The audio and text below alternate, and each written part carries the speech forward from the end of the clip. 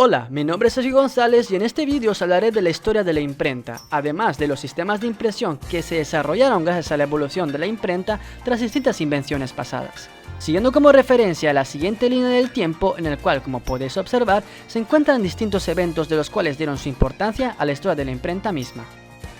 La invención de la imprenta se remonta entre los siglos IV y V aproximadamente, cuando en el año 593 por parte de los chinos se reproducen los primeros libros de texto, gracias a la invención de los primeros tipos móviles, de los cuales eran tallados en madera, invento creado por los monjes budistas que impregnaban tallas de color sobre el papel, siendo más concretos por la técnica de impresión llamada xilografía, que consistía en usar los tipos móviles de madera en donde se grababa un texto o una imagen invertida y que posteriormente en el cual se plasmaban sobre distintos materiales como la seda, apoyándolos en los tipos e impregnándolos con tinta.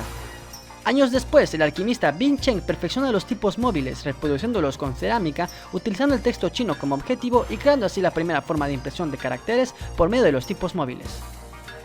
Mis primeros tipos estaban hechos de madera, material que más tarde se dejó de usar para dar paso a los tipos de vale horneado. Ahora bien, volviendo a nuestra línea del tiempo, nos enfocaremos en hablar de Gutenberg y sus inventos, como sus tipos móviles y su gran creación de la Biblia. Johannes Gutenberg fue un inventor nacido en Alemania y es considerado como el padre de la imprenta, aunque en realidad el único que hizo fue perfeccionarla. Hola, soy Gutenberg. Haremos un breve recorrido a mis inventos. Arrancamos con los tipos móviles de Gutenberg. En teoría, hasta ahora ya sabemos qué son los tipos móviles, pero ¿cómo se hicieron los tipos móviles? Ya dije muchos tipos móviles. Primero la letra se marcaba en un papel a manera de original para luego ser marcada en una barra de metal que posteriormente servía como punzón y con la ayuda de una fuerza aplicada por un martillo, el texto sea marcado sobre una placa metálica que servirá como molde y pueda ser rellenado con plomo. Estos tipos móviles eran almacenados dentro de una caja que dividía cada carácter por compartimentos. Y para finalizar con los tipos móviles, hablaremos de la imprenta de Gutenberg. Gutenberg construyó una prensa de mano especializada con tornillos sin fin de apariencia semejante a una prensa de vino. El proceso era el siguiente. Primero se ponía el papel, luego la caja de tipos móviles donde se entintaba, para después llevar el compartimento cerrado al tornillo de presión. La tinta utilizada para imprimir era una mezcla de tizne de madera de pino y aceite de lino, que se extendía sobre la superficie de impresión mediante tapones de cuero. Como dato adicional, el papel era mojado antes de la impresión para que ésta absorbiera mejor la tinta. Y no podemos dejar el tema sin antes mencionar la gran creación de Gutenberg, la Biblia de 42 páginas.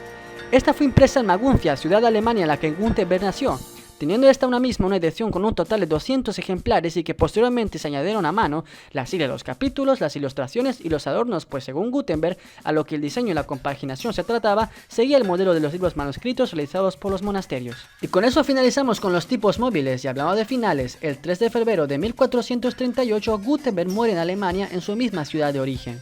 El pobre no salió de ahí, pero no todo es triste. Gracias a la creación de todo lo que hemos hablado, el progreso de la imprenta ha continuado durante años y sigue aún en la actualidad con cosas muy mamalonas como la impresión láser y la impresión digital. Algunas técnicas que no son tan actuales como el offset siguen siendo utilizadas y por eso, a continuación os hablaré los 4 sistemas de impresión más utilizados a lo largo de los años. Y ya que lo hemos mencionado antes, comencemos con el offset. La impresión offset es considerada como una evolución de la litografía, una técnica de impresión directa inventada a finales del siglo XVIII.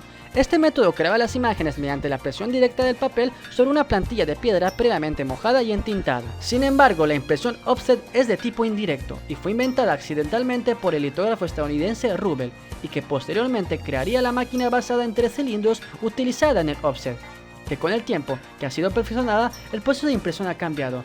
Y este es el siguiente. En el primer cilindro, la imagen es creada en una plancha matriz y de ahí es transferida a un segundo cilindro que contiene un soporte de caucho, del cual, junto con el tercer cilindro, que es el de contrapresión, finalmente se imprime el papel.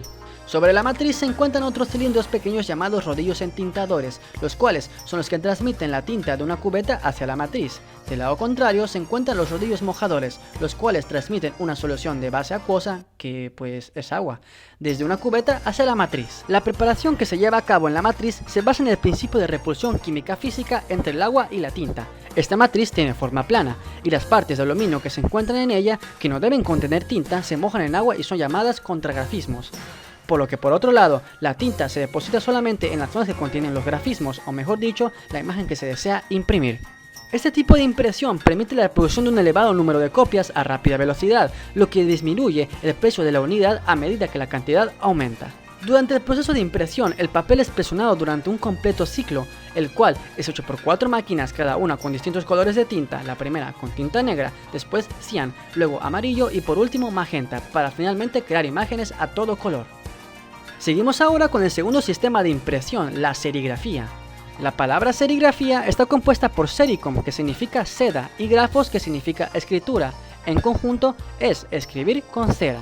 Yéndonos un poco más del lado de ese concepto complejo, podemos decir que la serigrafía es un método de impresión y reproducción de imágenes a través de tinta y seda, aunque realmente se puede estampar en casi cualquier tipo de material, como las camisetas. Y si os estáis preguntando qué materiales se usan y cuál es el proceso de la serigrafía, pues os lo diré a continuación. Primeramente debemos tener listo el diseño para nuestra impresión. Como podéis ver en pantalla, la imagen está impresa en tinta negra y además sobre papel transparente.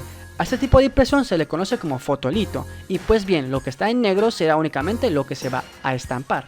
Luego pasamos al proceso de revelado, que consiste en pasar el diseño del fotolito al marco serigráfico, el cual puede estar hecho de aluminio o madera. Además, este debe contar con una seda especial para serigrafía. También se necesita un líquido llamado emulsión, el cual es fotosensible, que quiere decir que junto con la luz este reaccionará y se secará. Para aplicar la emulsión sobre la seda del marco se debe utilizar un emulsionador para que el proceso sea uniforme. Luego de eso se aplica calor para que la emulsión no quede fresca y se seque.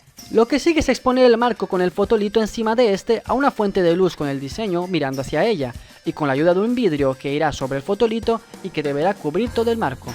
Luego de un tiempo, con la ayuda de una esponja y bastante agua, se mojan ambos lados del marco para retirar todo el exceso de emulsión que no recibió la luz directa. Es decir, que las zonas en donde se encontraba el diseño del fotolito, el cual no recibió un impacto directo de la luz y por lo tanto la emulsión quedó fresca, se caerá y dejará ver el verdadero resultado del diseño sobre el fotolito. Después solo queda esperar el periodo de secado de la emulsión y la imagen quedará completamente estampada en el fotolito. Ahora solo quedan los pasos finales y seguiremos con el estampado. Para ello se debe colocar el material por debajo del marco, en este caso una camiseta. Luego se cierra ajustando el objeto a la ubicación deseada para el diseño, y del lado en el que podemos ver el marco se aplica tinta serigráfica y con una paleta, o también llamada rasero, se rellena el área del diseño con una pasada suave, deslizando la tinta sobre ella y luego con otra pasada pero más firme. Al final obtendremos una transferencia más uniforme de la tinta sobre el material a través de los espacios dejados por el diseño. Y ya por último solo queda secar la tinta con una plancha para que con el calor quede bien adherida al material. Seguimos ahora con el tercer sistema de impresión, la flexografía. La flexografía es una técnica de impresión que usa una plancha flexible con relieve, por lo que podemos apreciar que las zonas de impresión estarán realzadas y es en donde se localiza la imagen, a diferencia de las zonas no impresoras en donde la imagen no toma lugar. Ahora bien, el proceso de impresión de este sistema consiste en los siguientes pasos. Se graba la plancha en un material flexible y gomoso. La plancha, que también es llamada cliché, está hecha de fotopolímero.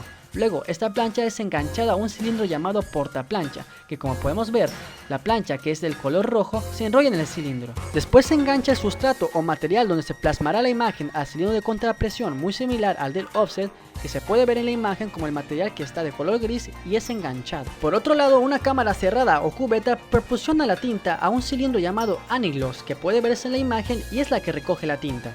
Asimismo, junto a ella se encuentra la rasqueta, que es la que se encarga de eliminar el exceso de tinta. El cilindro anigloss entrará en contacto con el cilindro portaplancha, el cual tiene el cliché enrollado, la cual al contacto con el otro cilindro se cubrirá de tinta y una vez entintado entra en contacto con el cilindro de contrapresión, dejando impresa en el material la imagen deseada. Y se repite el proceso para cada color necesario. Podemos entender, tras saber todo esto, que la flexografía se trata de una impresión directa. Y ahora vamos con el último sistema de impresión, el rotograbado. El rotograbado, también llamado hueco grabado, se trata de una técnica en bajo relieve y el proceso que adapta esta técnica es el siguiente. El primer paso es el grabado, que consiste en generar cuñas o hendiduras sobre la superficie del cilindro o rodillo. Luego viene el paso del entintado. Estas cuñas, que tras el diseño pueden tener diferentes tamaños y profundidad, son rellenadas con tinta del color seleccionado. Al igual que con la flexografía, junto a ella se encuentra una racleta, la cual, como ya se había mencionado, eliminará el exceso de tinta. Finalmente, este rodillo, ya con la imagen pintada, pasará entre el papel o material utilizado, apoyándose de un rodillo de contrapresión o impresión para que el material pueda entrar en las cuñas para así imprimir nuestra imagen.